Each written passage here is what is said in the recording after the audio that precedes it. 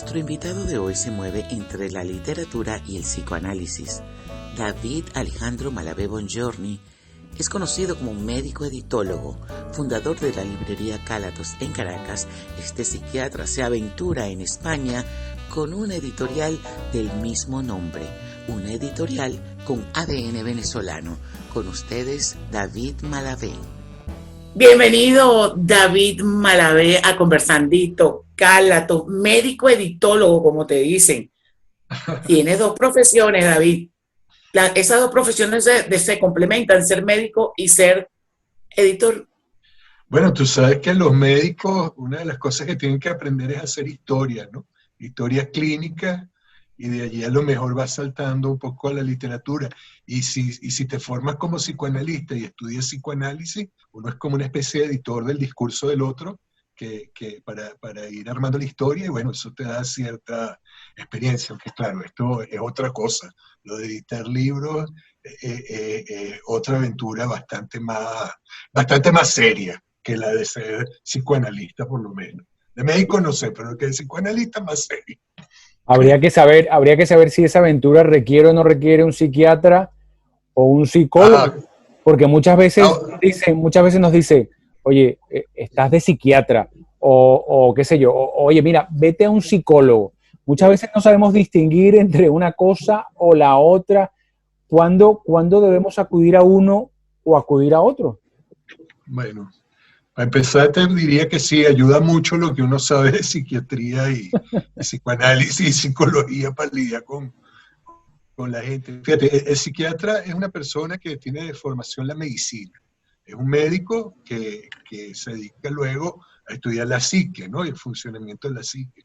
El psicólogo es una carrera en sí misma que se dedica específicamente al estudio del comportamiento de la psique y de las diversas escuelas de pensamiento psicológico, ¿no?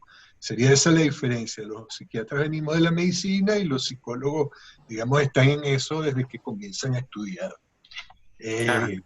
Luego, como decimos los venezolanos, mucho de guasa, en el camino se encuentran las cosas, ¿no? Y más cuando los psiquiatras y los psicólogos en la evolución de su profesión se forman como psicoterapeutas o psicoanalistas para complicar más la cosa, ¿no? Cuando ya uno empieza a formarse como psicoanalista o psicoterapeuta, ya se encuentra en ambas profesiones y la verdad no hay mucha diferencia en lo que hace uno u otro. Mira, y ahora están los coaches que estudian 3 meses. Ah, bueno, sí, claro, ¿cómo no? ¿Cómo no? Bueno, ahora hay de todo. Ahora los políticos se forman en la calle, los médicos salen en 3 años, en un cierto tipo de universidades, ¿no? Que conocemos en nuestro país. Y así, en algún momento también los ingenieros aeronáuticos se graduarán en 2 años, y bueno, aumentará mucho la mortandad por accidente. Mira, y David, ¿y cómo nos ves a nosotros? ¿Cómo ves la salud mental del venezolano, tanto los que estamos fuera como los que estamos dentro? ¿Estamos de psiquiatra? El venezolano está sometido a un proceso de sufrimiento crónico, a un duelo crónico, a un estrés inescapable. Yo diría que lo que estamos pasando es terrible. Sí, me impresiona mucho que es un pueblo con mucha resiliencia, con mucha resistencia, mucha capacidad de aguante, de readaptarse, de hacer cosas. Este mismo programa, yo a veces veo el programa porque me digo a mí mismo, déjame divertirme un rato, porque es increíble como nosotros nos tomamos la cosa, ¿no? Que eso es medio loco también, que nos reímos de todo y a todos le sacamos un chiste. Eso es lo que nosotros llamamos en clínica maníaco, ¿no? Estar maníaco, o los rasgos maníacos. Entonces tú ves que nosotros estamos, pero el país perdido, ninguna esperanza, cada vez que intentamos una movida política para que haya un cambio, y enseguida estamos riéndonos, contando un chiste, haciendo algo, o este programa que a mí me encanta por lo divertido que es, entre puros big panas que concurren aquí, ¿no? Entonces, yo diría que, bueno, sí, tenemos un tornillito flojo. Parece que a veces ese tipo de rasgos medio locatos ayudan, ¿no? a veces. A resistir, ¿no? Sí, evidentemente sí. Si tú comparas aquí los europeos, mira la situación política aquí, el extremismo al que se ha llegado en un país que está tan, en general, bien, si tú lo comparas con los países de Latinoamérica. Y yo siempre digo que el español se toma todo demasiado en serio, ¿no? Y en cambio nosotros somos como lo opuesto, como la antípoda en ese aspecto psicológico. Al inicio hablábamos precisamente de lo relativo a la edición de libros, que también forma parte de tu quehacer en España. ¿Escribir o leer en la actualidad puede servir de terapia? Siempre sentí que era así. En mi caso personal, pero lo siento así en general en la gente. La escritura es una manera de reordenar el relato que cada quien tiene de sí mismo. Y la lectura alivia y sana mucho en ciertas situaciones, ¿no? Yo creo que todos leemos un poco porque nos hemos llevado un golpe, una frustración en la vida y entonces empiezas a buscar otras cosas que te complementen. Y yo sí creo que la lectura y la escritura ambas tienen un proceso sanador de las heridas que todos llevamos, ¿no? Eso lo ves claro en los autores, lo ves claro en la evolución del lector, el tipo de cosas que la gente empieza a leer y que van llevándolo por un determinado camino. Y yo siempre echaba broma en la librería de Caracas, decía, aquí estamos haciendo libroterapia, ¿no? Y con los empleados les decía, bueno, yo no sé si ustedes se han dado cuenta, pero esto funciona como una comunidad terapéutica. Oye, hablando de Caracas, hubo alguien que me hizo una anotación que decía, yo nunca había visto tantos libros vendiéndose en la calle, o sea, el venezolano lee tanto, y por otra, mucha autoayuda, mucha Luis Eckhart Tolle, Luis Hay, pero se quedaban asombrados de todas las copias piratas que vendían en Caracas, ¿te recuerdas? Sí. Bueno, ese es uno de los problemas que tenemos por los cuales no nos mandan más mercancía para allá, pero ¿cómo se hace? Las crisis económicas, cuando son muy graves, generan ese tipo de respuestas, ¿no? Por eso, pero es que leemos mucho. Yo te quería preguntar que si leíamos mucho. Bueno, tú sabes que cuando uno vive afuera, empieza a apreciar muchas cosas buenas de su país, ¿no? Y de su gente. A mí me sorprende lo que leen los venezolanos. De hecho, te cuento, cuando nosotros todavía ni soñábamos con vivir aquí en España, sino que veníamos y comprábamos libros para llevar allá a Caracas, los editores españoles se sorprendían mucho con la selección que hacíamos y lo que llevábamos. Y se impresionaban mucho con que yo venía 6 meses después a Madrid y iba a comprar más y me decían, ¿y ya se leyeron todo eso? Yo le dije, no me quedó ni uno, no me quedó ni para mí. Entrando, fíjate en lo que es Cálatos como tal, ¿no? Que es tu editorial. ¿Se trata de una editorial con ADN venezolano? ¿Acaso sintieron el vacío o la necesidad de crear esta editorial para evitar a los venezolanos en España? ¿Dónde estuvo allí el meollo del asunto? Bueno, te explico. Veníamos para acá y veíamos que había un vacío en cuanto a la presencia de autores venezolanos, ¿no? Y se nos fue ocurriendo esa idea, poco a poco la fuimos cocinando y germinando, y cuando ya decidimos radicarnos aquí en España, lo estuvimos estudiando muy bien y dijimos, hace falta un lugar donde podamos darle salida a tanto talento, a tanta calidad literaria, a poesía tan buena como la que hay en Venezuela. Bueno, fíjense cómo acaba de ganar Yolanda Pantin el premio García Lorca. Y bueno, lo gana ella porque además tiene todos los méritos y está muy bien otorgado que se lo den a ella, pero Yolanda de alguna manera representa una tradición, que es la poesía venezolana, que es una cosa maravillosa. La poesía femenina venezolana es una cosa que es asombrosa. Desde las voces anteriores a ellas, como Ana Enriqueta Terán, como Luz Machado, como Elizabeth Shen, como Ida Granco, hasta todo lo que viene detrás de ella, porque detrás de ella viene cantidad de poetas que son maravillosas. Una al lado de la otra, todas maravillosas. Bueno, que viene Vilquilla Redondo, Eda Armas, María Antonieta Flores, Erika Reginato, Gabriela Kisser, Carmen Vergarocha. Son cantidades de mujeres que escriben poesía de muy buena calidad. Mira, David, te tenemos un regalo y quiero que mires a la pantalla. Hablar de David es remontarme a nuestra infancia, a nuestra adolescencia ya en los años 60 y 70 de aquella maravillosa Venezuela que tuvimos la oportunidad de conocer. También es remontarme al colegio donde estudiamos juntos y donde vivimos extraordinarias e inolvidables experiencias. Hace 10 años nos volvimos a encontrar en un espacio maravilloso que tienen Artemis y David en nuestra dolida Caracas, en la organización Los Chorros, al pie del Ávila, tan querido por todos. En ese lugar pronto hicimos nuestras tertulias y nuestras discusiones acerca de nuestra Venezuela que veíamos ya en proceso de devastación. Y aprendimos a hacer con el profesor Friedman, a enfrentar la vida con música, y así hicimos allá. Hicimos nuestro ese espacio para cantar, para discutir, y finalmente logramos de ese lugar nuestro espacio especial para sentirnos a gusto. Hicimos nuestra una canción de la época de independencia que la tomamos como un himno, que dice: bandera tricolor que en Venezuela está, abajo el continuismo, viva la legalidad. Ya Venezuela no quiere guerra porque esta tierra se va a arruinar. Generales, coroneles, bravucones que no quieren trabajar. Saludos. Nosotros nos conocimos alrededor de los años 80 en el periplo por las diferentes librerías de Venezuela y especialmente en una donde había libros incunables, La Hormiga de Oro.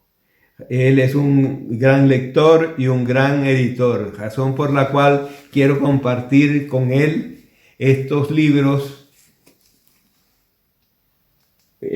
Una tercera edición de 1828 de Calderón de la Barca, La vida es sueño, y Cantaclaro del año 34 de Rómulo Gallegos, en donde sus personajes Segismundo y Florentino representan la audacia y el estar en la vida. Esto para mí es importante porque es un acicate para en lo que él se está moviendo en estos momentos desde el 2008, que es la creación de la editorial Cádatos en Venezuela y en España, junto a su esposa Artemis Nader. Mi saludo muy cariñoso para ambos. Y ellos son dos personas muy especiales. El doctor Indalecio Fernández es mi maestro en psicoanálisis, una persona que me enseñó muchísimo, que me ayudó muchísimo, que me hizo entender cosas muy profundas e importantes de la vida y a quien yo le debo mucho, y no he podido agradecer lo suficiente todo lo que ha hecho por mí, ¿no? Y Marinela es una hermana del colegio. Es una persona crucial con quien cuando nos encontramos en ese momento, ella y todos sus hermanos y mi otra gran amiga, Ruth Ortiz, y el primo de Marinela, Chubo, encontramos realmente, fíjate, no solamente en la lectura o la escritura como ustedes me preguntaban, ¿no? Sino en la música. Encontramos que realmente había también una posibilidad de sanación, de reencuentro, de hermandad. Eso fue una enseñanza muy hermosa de los fundadores del colegio donde estudiamos, que fue el Emil Friedman.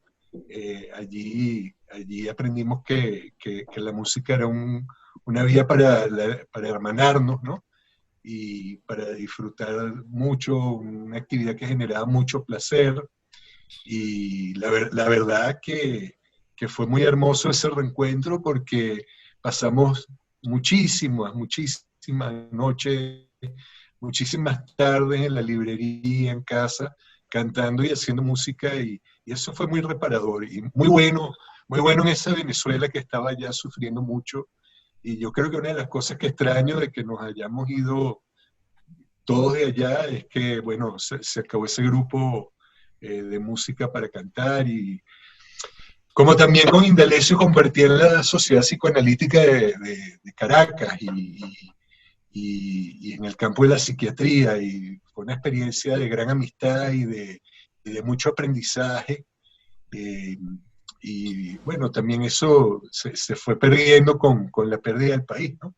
Estás hablando de esos recuerdos que tenemos como país, de lo que asumimos que éramos como país.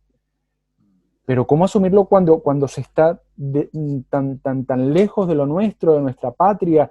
¿Cómo arrastrar eso que llevamos quizá cargando con nosotros? Bueno, yo creo que en el caso de Artemis y mío, por eso hicimos Cálato, ¿no? Porque nos reencontramos allí con lo nuestro, con la maravillosa calidad que hay de la creación en nuestro país, aún con esta crisis tan dolorosa que vive Venezuela. Y yo creo que ustedes son un ejemplo. Yo creo que este programa Conversandito señala un camino de respuesta creativa, positiva, constructiva de una pérdida. Entonces, ¿qué han hecho ustedes? Han hecho como un lugar de encuentro, para colmo complicado con este rollo tremendo que estamos metidos por la pandemia, que todo tiene que ser virtual porque uno ni siquiera puede encontrarse en un estudio o en una radio, sino que tiene que hacerlo así. Pero yo creo que la medida, fíjate, la medida que el ser humano se propone cosas, se propone actividades, se propone seguir a pesar del dolor. Ojo, y no estoy diciendo que hay que negarlo, hay que llorar, hay que llorar. Ustedes me hicieron una trampa muy fea, pues me trajeron dos amigos muy queridos y me los pusieron allí para que se me guardaran los ojos y para desbaratarme la defensa. Habrán maquinado, este psiquiatra, psicoanalista, a ver cómo le movemos el piso y tal, canallas. Pero bueno, eso que están haciendo ustedes, este programa tan maravilloso, donde nos encontramos entre los venezolanos otra vez en distintas zonas del mundo, los que estamos aquí en España, donde logramos otra vez hablar en nuestro castellano, en nuestro español, con nuestra jerga, nuestras palabras, ese tipo de expresiones como pana, chamo, ese tipo de cosas son espacios muy reparadores, muy sanadores, y yo los invito a que lo sigan haciendo, porque en la medida que nosotros sigamos encontrándonos, así sea virtualmente, vamos a mantener la identidad, y una de las cosas esenciales para la salud mental, esto ya es muy en serio, no como todas las bromas que yo puedo haber dicho antes, pero una cosa esencial para la salud mental es saber quién es uno, saber cuál es tu identidad y no perderla, no perder tu conexión con tu origen, en la medida que los que hemos tenido que emigrar sabemos de dónde vinimos, sabemos nuestros defectos, nuestras cosas malas y lo que nos hizo irnos o marcharnos, pero también conocemos todas las cosas buenas que podemos tener y preservamos una identidad, vamos a estar mucho más sanos, mucho mejor. Y nos vamos a adaptar y nos vamos a integrar mucho mejor con la sociedad española. Tanto así, pero tanto así, que Cálatos, esta minúscula editorial de ADN venezolano y de corazón venezolano, ya empieza a editar autores de otros países, de nuestro idioma común. Entonces, Cálatos significa cuenco, vasija, cesta.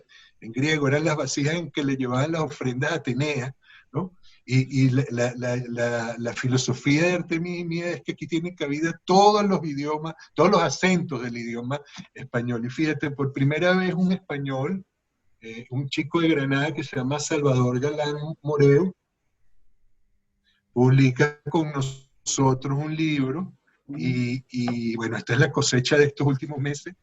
Un chico peruano que nos dejó el libro hoy de la imprenta, mira, un talentosísimo joven peruano que escribe esta colección de cuentos, de relatos, como se dice acá, en francés y otros relatos, y bueno, el poemario de John Petricelli, que ese sí, pues, venezolano, Claro. venezolanísimo. Big Pana. Big Pana, esa es Big Panísima que quiere hablar con ustedes, porque ese hay que darle 8 palos para que se calle después. Pero bueno, pero Mira, ay, David, oye, nos alegra tan buenas noticias y más o menos perfílanos qué va a pasar con Cálatos de aquí en adelante. ¿Qué planes tienen?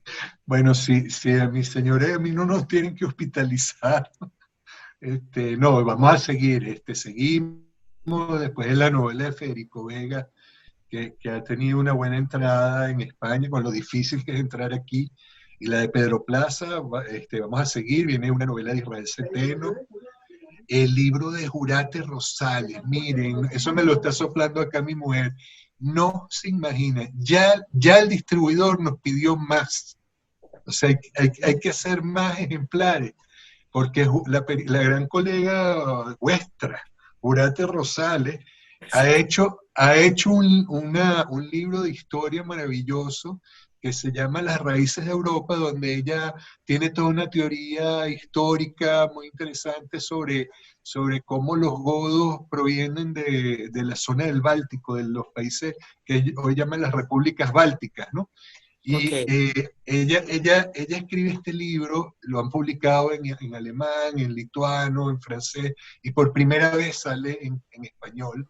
Y ese libro fue, pero impresionante. Si uno quiere editar, puede ir ahí con su manuscrito. Por si acaso alguien tiene un talento por ahí escondido. Claro, lo que quisiéramos es tener más capacidad de hacer más, porque mira, tenemos los libros represados y en parte es porque no podemos nosotros solos. Este es un negocio muy duro, muy competido. La situación además ahora en España es terrible, la pandemia y esta cosa de que las librerías no pueden hacer eventos, no se pueden hacer presentaciones, todo esto lo ha puesto muy difícil, pero bueno, seguimos a una escala más modesta, pero seguimos y tenemos montones de cosas por hacer, pero por supuesto que todo es bienvenido, ya que salga depende de otras muchas cosas, pero claro que sí, y el periodismo es una gran fuente de literatura y de buenos libros, ¿no? Bueno, pues David... Oye, hablando de eso, una primicia de Leonardo Padrón. Qué bueno, a ver. De vuestro colega Leonardo Padrón, que por ahí viene también.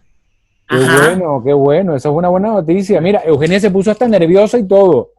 Tumbé la cámara. Nerviosa, se puso nerviosa. Antes de abajo, después pero le viene bien, se lo merece por hacerme esas canalladas de buscarme videos de mis amigos queridos y que me conmueven. Eso es guerra psicológica. Y tú también nos hiciste tan bello programa que hacen como para que se nos afloje el barro también. Para que me traten mejor y tal.